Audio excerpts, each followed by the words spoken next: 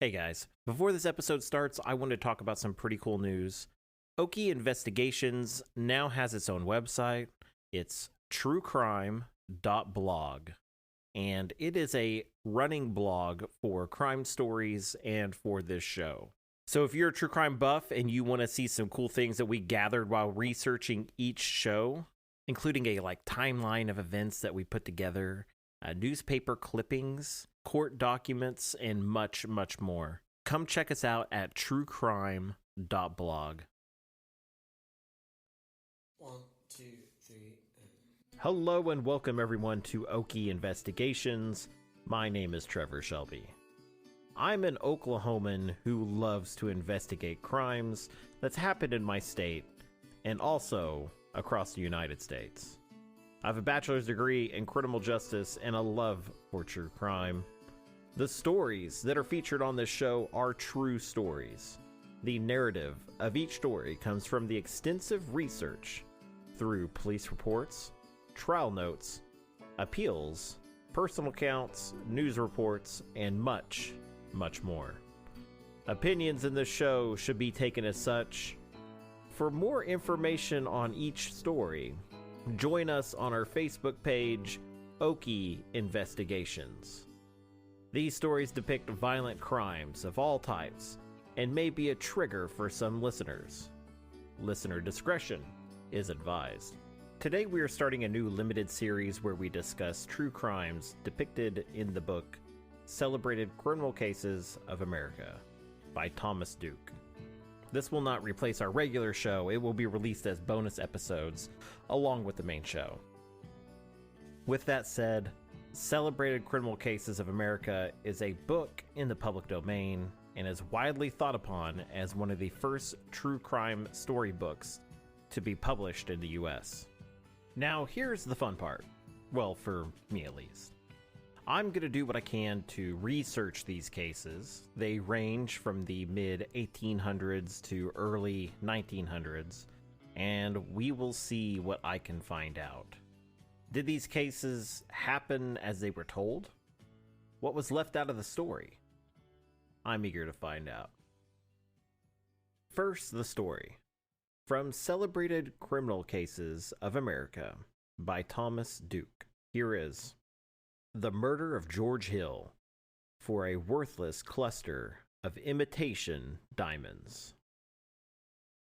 In 1865, there resided in San Francisco a young man named George Hill, who had inherited a comfortable fortune, for which he had almost entirely dissipated in the gambling games. He was a flashy dresser and constantly wore a scarf pin said to contain a cluster of diamonds valued at $1,500. Hill had a room in the Mansion House on Dew Point near Sacramento Street, and on February 15th, 1865, he disappeared. Being of a somewhat wild and roving disposition, no significance was attached to this, either by his landlady or associates. Some weeks after his disappearance, a gardener named Mr. McGlowan was walking through the sand out near his home in San Souci Valley, which is now better designated as the vicinity of Fulton and Baker Streets. A dog he had with him began pulling and tugging at a piece of hay rope, which appeared to be securely fastened to something buried underneath the sand.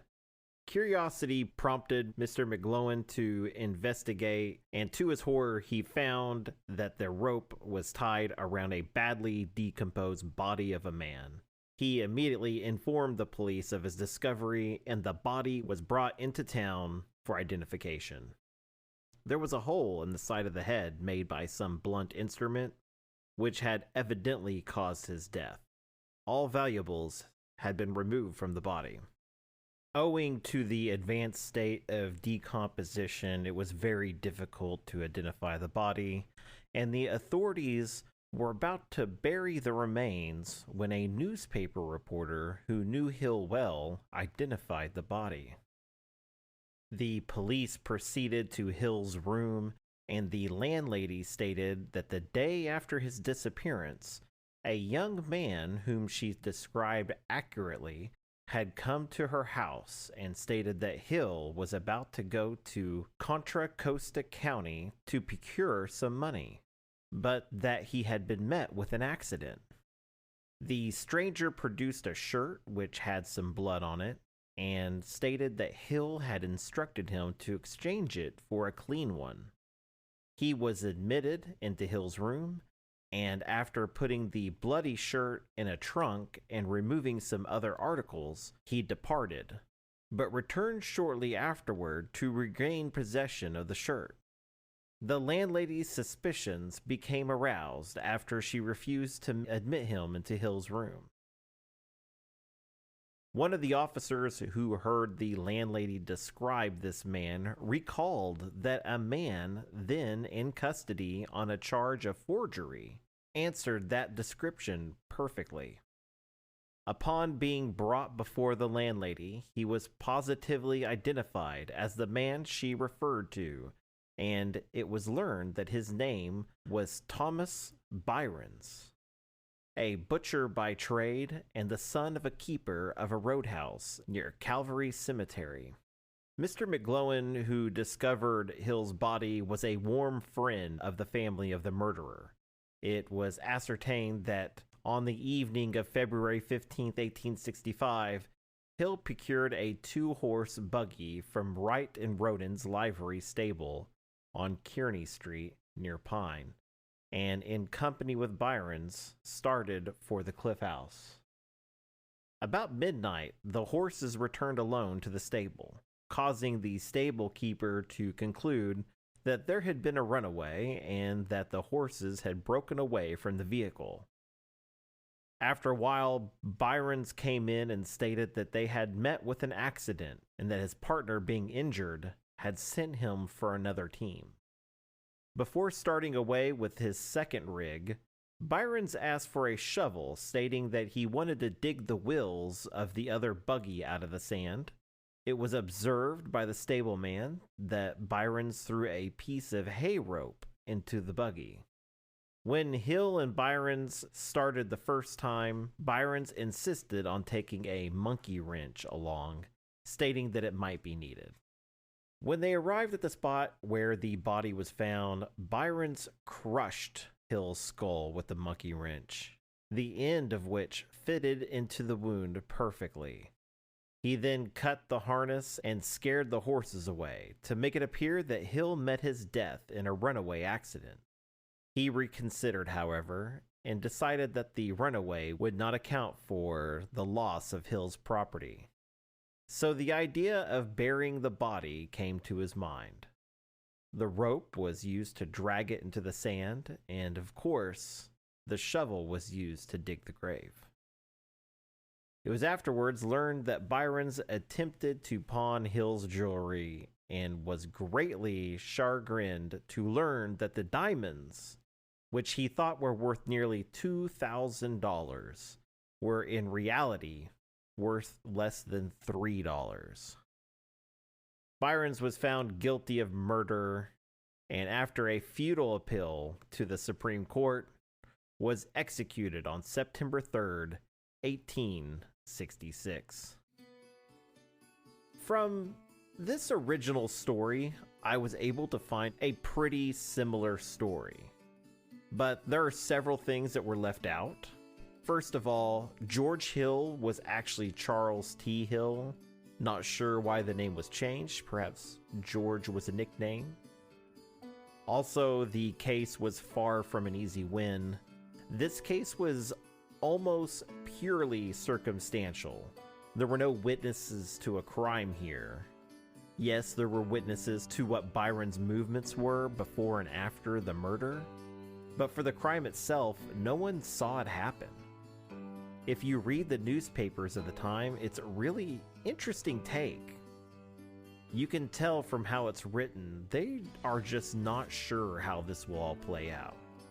Several times they mention how circumstantial this case is and just report the facts of the case. The other thing that I noticed was that in the book, the diamonds were supposed to be worth about $1,500. That later on, it was said nearly $2,000.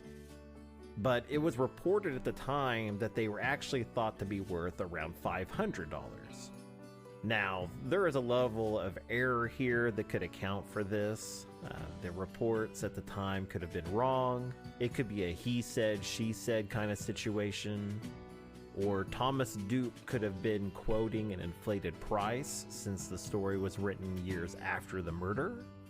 Or he could have inflated their worth to make it more interesting. I don't know. I just thought it was worth mentioning. The trial itself was really interesting as well. Byron seemed sure that he was going to be found innocent.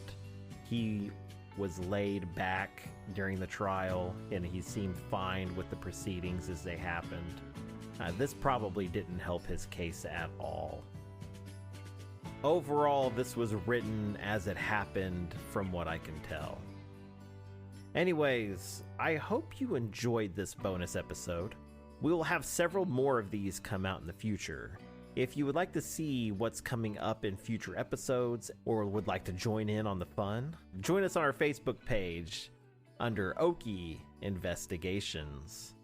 If you haven't already, please subscribe so that when we have new episodes, you will be the first to know.